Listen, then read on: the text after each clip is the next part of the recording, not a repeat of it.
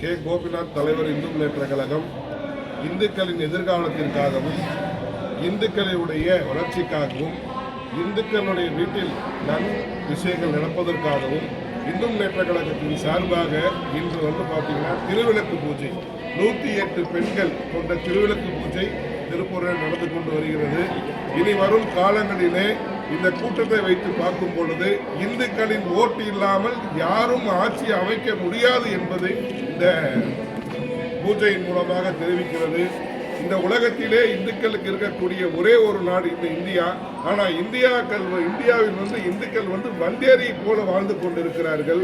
ஒரு தீபம் ஏற்றுவதற்கு கூட நாங்கள் நீதிமன்றம் சென்று அனுமதி வாங்கக்கூடிய சூழல் இருக்கிறது. ஆனாலும் அனுமதி கொடுத்தாலும் கூட கடவுள் மறுப்பாளர்கள் என்று சொல்லக்கூடிய சில விசமிகள் அந்த விளக்கை ஏற்றுவதற்கு உச்சநீதிமன்றம் வரையில் சென்று கொண்டிருக்கிறார்கள். இதை இந்து முன்னேற்ற கழகம் வன்மையாக கண்டிக்கிறது. கம்யூனிஸ்டுக்காரன் தீகாக்காரன் என்ன கேட்கறா, நீ ஏன் கடவுள் இல்லைன்னு சொல்ற? உனக்கு எதுக்குப்பா நாங்க தீபம் ஏத்துனா உனக்கு என்ன?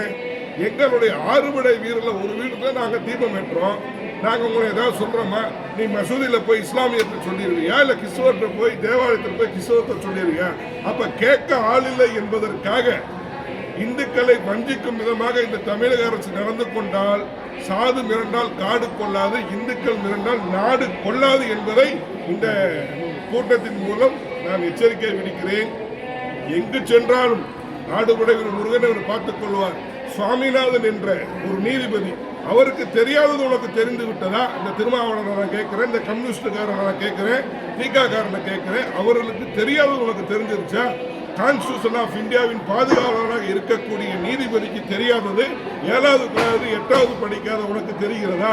ஆக வேண்டுமென்றே இந்துக்களை வஞ்சிப்பதற்காக, இந்துக்களை சிறுபான்மைப்படுத்துவதற்காக ஒரு மிகப்பெரிய குள்ளநரி கூட்டம் இங்கு நடந்து கொண்டிருக்கிறது. இந்துக்களிடம் நடக்காது என்பதை இந்து முன்னேற்ற கழகத்தின் வாயிலாக நான் தெரிவித்துக் கொள்கிறேன். மேலும் அந்த சாமிநாதன் அவர்களை மிக கேவலமாக எத்தனையோ கவர்மெண்ட்டை கேட்கிறேன், எங்க இந்து கோயிலை நீதிமன்றம் உத்தரவு போட்டுருச்சுன்னு முதல்ல இருக்கிறீங்க. அப்படிப்பட்ட நீதிமன்றம் அந்த திருப்பரங்குன்ற மலையில தீப ஏற்ற சொல்ற, அப்போ உனக்கு கசக்குதா? ஆக எந்த ஒரு கட்சிகளாக இருந்தாலும் இந்துக்கள் அனைவரும் ஒற்றுமையாகிவிட்டார்கள். இந்துக்கள் எல்லாரும் விழித்து விட்டார்கள். இனிமேல் இந்துக்களுக்கு யாரு துரோகம் செய்தாலும் இந்த தேர்தலிலே கண்டிப்பாக மண்ணை கவுவார்கள் என்பதை நான் கேட்டுக்கொள்கிறேன். நன்றி.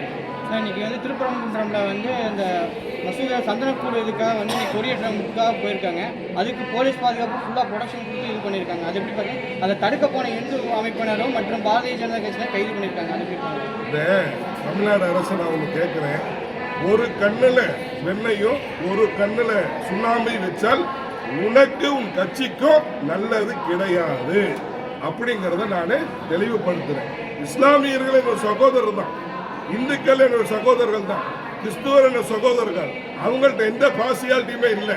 ஆனா ஓட்டுக்காக இந்த ஓனாய் மாதிரி இருக்கக்கூடிய உன்னுடைய போக்கை நீ கண்டிப்பாக மாற்றணும். எல்லாம் சொல்றாங்க இந்த அமைப்பு போராடுறா, இந்த இஸ்லாமிய அமைப்பை இந்துக்களுக்காக போராடும், இந்த அமைப்பு தான் இந்த அமைப்புக்காக போராடும் என்கிறேன்.